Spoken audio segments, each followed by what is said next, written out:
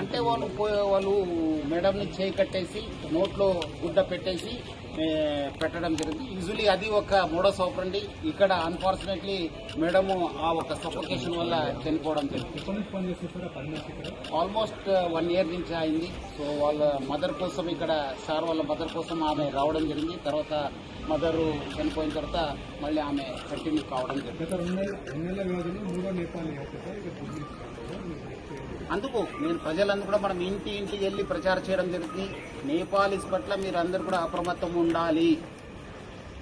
ఎందుకంటే ఇంత పోలీసు చెప్పిన తర్వాత కూడా మళ్ళీ మీ ఇంట్లో పెట్టుకున్నారు. వాళ్ళు ఎవరు ఏమన్నది చూడరు, వాళ్ళు అవకాశం కోసం చూస్తుంటారు.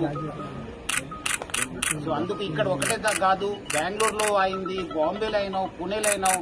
సో జాగ్రత్త ఉండాలని చెప్పి నేను ప్రజలందరూ కూడా కోరుతున్నాను. డెఫినెట్లీ మిస్ అయినాం. దాన్ని మనం ఎంత పోయింది, ఏం పోయిందని చెప్పి అంచనా చేయడం జరుగుతుంది.